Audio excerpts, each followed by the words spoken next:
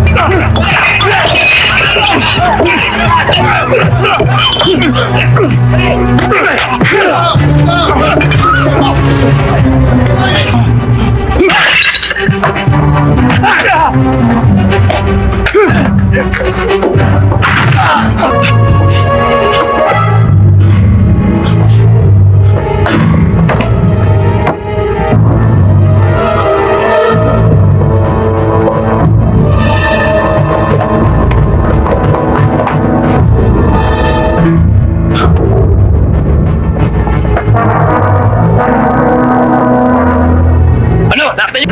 Ah, bakit? Bakit ho? Hinahanap ko si Roy. Bakit nga ho? Ano? Yung kainuman niya, napatay niya. Oh, Diyos ko.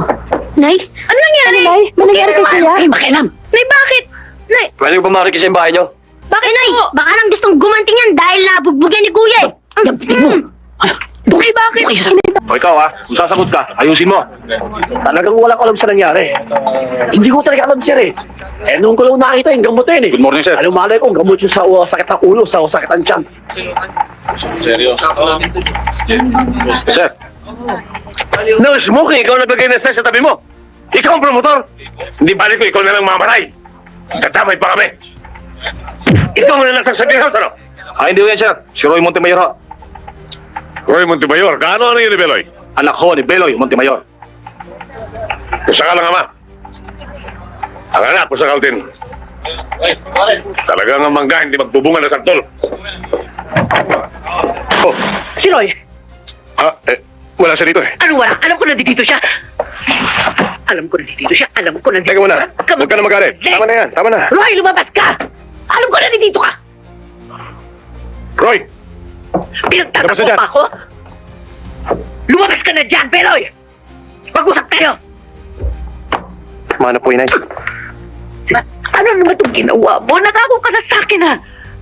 Pumatay ka pa ng tao ngayon? Anong gagawin natin ngayon, inay? Eh, di susuko kita!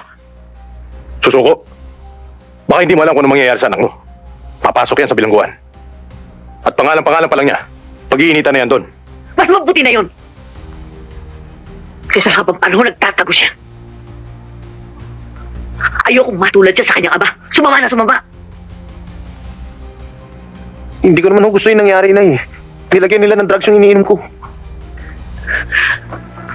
Masakit sa akin itong gagawin ko, anak. Pero mas gusto ko nang mabilanggo ka. Kaysa makita kitang patay. Titisin ko na lamang. Dahil may katiyakan ng buhay mo doon, anak. Tamang nanay mo. Ang kailangan nga lamang, kukuha tayo ng mahusay na abogado. May awa ang Diyos. Hindi ka niya pababayaan.